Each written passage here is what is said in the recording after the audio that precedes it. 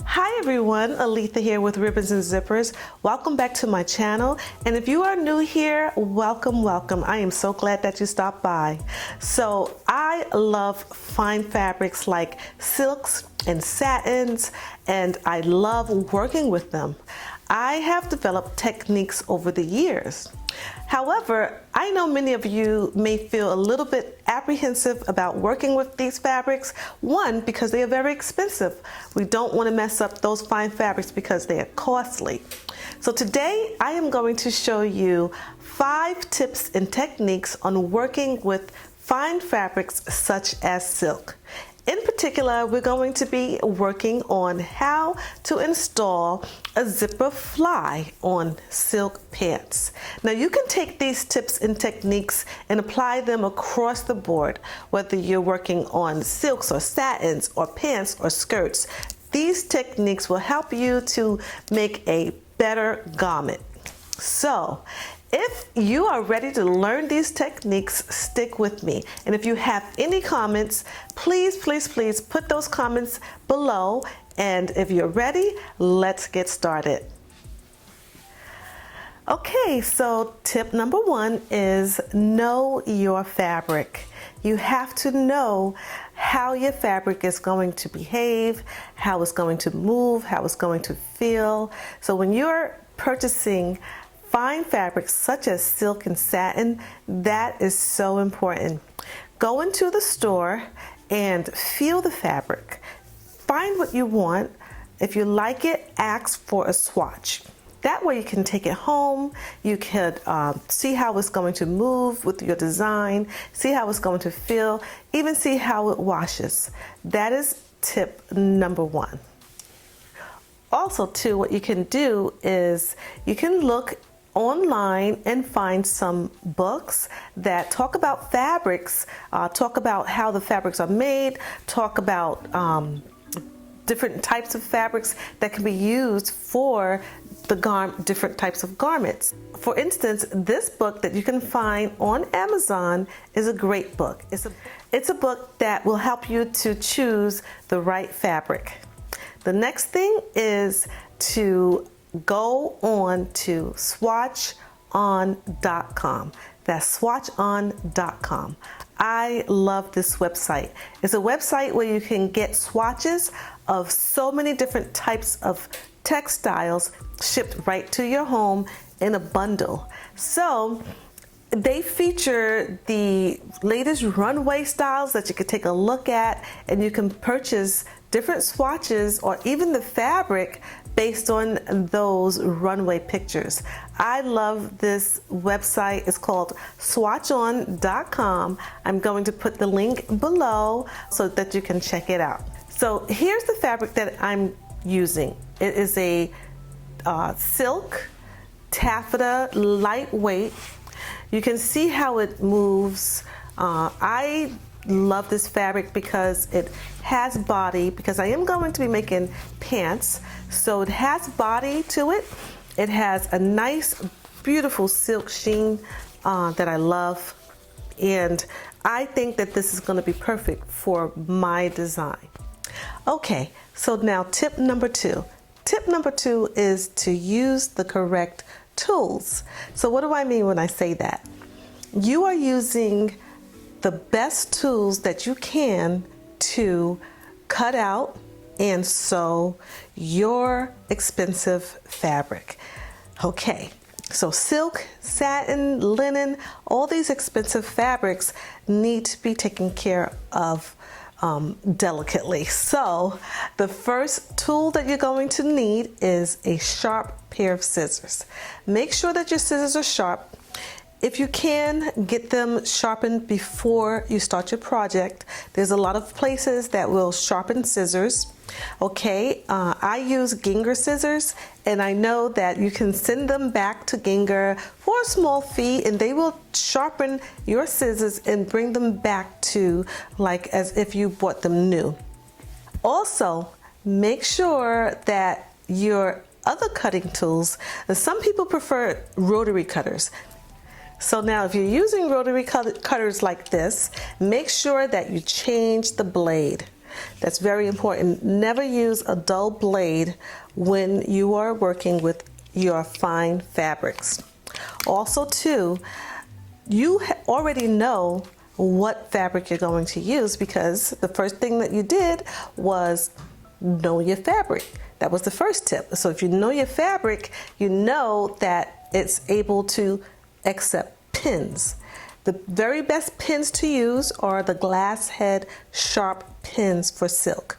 That's only if your fabric can handle the pin. If not, use fabric weights like these, or you can use washers, heavy washers, to hold your fabric down. The other thing that you want to do is make sure that your machine needle is brand new. Never use a used machine needle for your silk fabric. No, no, no. You always want to use a brand new machine needle. The best machine needle to use, in my opinion, is the 8012. So most machine needles have numbers 8012. 80 is a European number and the 12 is an American number. The European numbers start from 60 and go all the way up to 110, and the American numbers are from 8 to 18. So that's how you know when you are shopping for your machine needles.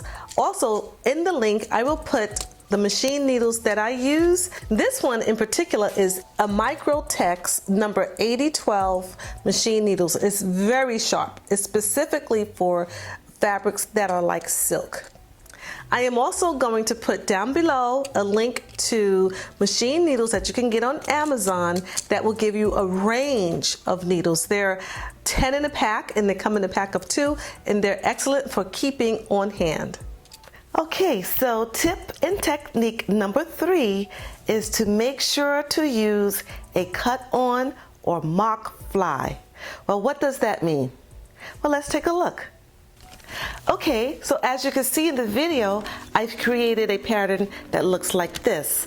This is a cut-on fly.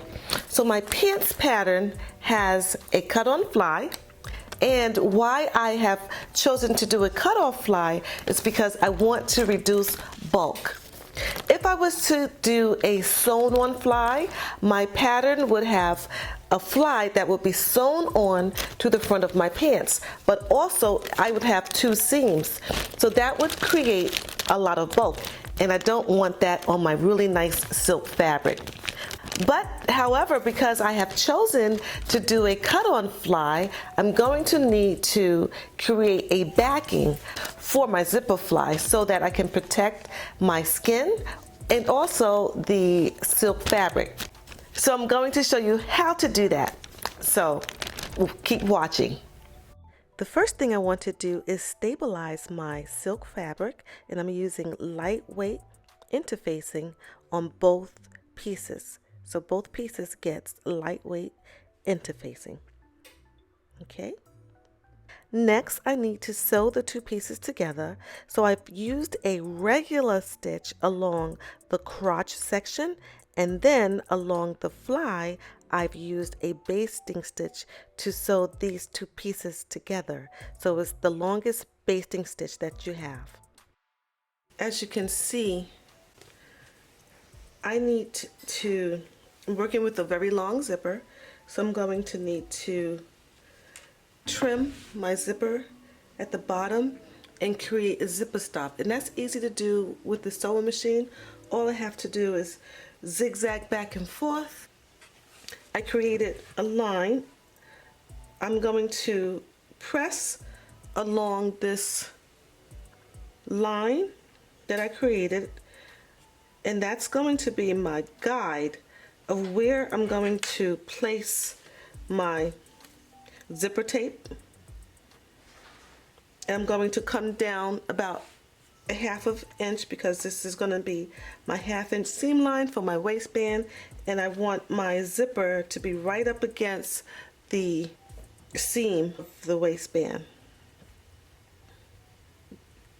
Once I press this down, then I'm going to top stitch my zipper on the one side, but at the same time I'm going to also add my facing on the back of my zipper. So I'm going to be sewing through layers. So I'm going to be sewing through the facing, nice and soft. I'm going to be sewing through my zipper, and I'm going to be sewing through my silk. Okay, so since we have begun sewing, that brings me to my fourth tip and technique, and that is do not use polyester thread on your silk fabric. If your fabric is silk, you need to use silk thread. Silk thread will meld into your fabric. It will be nice and smooth, and you will have the best garment that you possibly can. And that's what we're trying to achieve. Make a better garment. So always use silk thread on your silk garments. Now you can also use cotton thread, which is next to silk, because cotton is a natural fiber just like silk is. Do not use polyester thread. I promise you, you'll have a better garment. I get my silk thread from Amazon. They come in a very small spool, but if you wanted to use cotton, there is a company that I use. I get my cotton thread from CTS USA. So I will put the link in the description below, but I just want to show you. This is a spool of cotton thread from CTS USA. This is about 5,000 yards of cotton thread. It's really, really big. So before we move on to our fifth and final tip and technique, we're going to continue sewing on our fly. So keep watching. Here's my pants front and my zipper fly. So what I've done is, on this fly you can see a line here that this was my fold line for my zipper. So I already folded it on my under fly, and so I folded it and I pinned it right along the zipper tape. Okay, but I haven't attached my facing yet. So I only did that just to show you. And also too, remember I said that I had to cut my zipper, and I made my little zipper stop here. So what I'm going to do next is I'm going to pin my facing onto my zipper, just like that. I'm going to repin and pin my facing onto my zipper, and then I'm going to do a nice top stitch.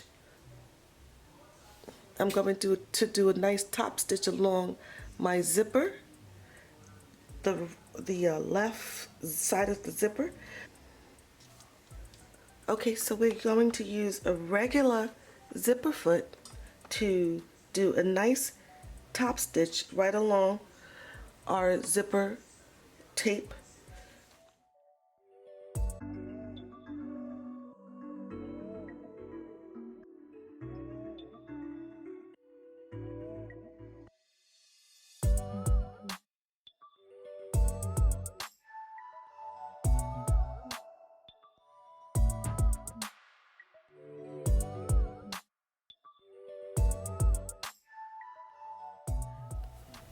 Okay everyone, so we have arrived at our fifth and final tip and technique for sewing with silk. In particular, we are sewing a cut-on fly onto our silk pants. So, as you know, silk frays a lot. You have to basically serge or overlock each piece as you go, or you can use a pair of pinking shears. In the case of these pants, for my cut-on fly, I have used bias binding. So you're going to see that as I continue to finish to the end my cut-on fly. So I invite you to stick to the end so that you can see the finished product. And I also invite you to like and subscribe to my channel. And don't forget to hit the bell so that you can receive reminders of when a new video is coming out. You're going to be getting a lot of tips and techniques on how to make a better garment. So let's finish watching. Now the next step is to attach the other side of the zipper to the upper fly. So I'm going to do that now, and I'm just going to edge stitch right along the zipper tape. Okay, so this came out really nice. It's nice and flat. I have my bias binding on both sides here, one on this side and one on this side, and it came out really nice on both sides of my zipper fly. And the next step is to attach this fly to the front of my pants, right along here. So I need to stitch along the front of the pants all the way to the seam, like right here, my seam, and make a bar tack. But I want to make sure that the zipper backing is out of the way. All right, so how am I going to do that? Well, my favorite way is to baste the zipper fly down.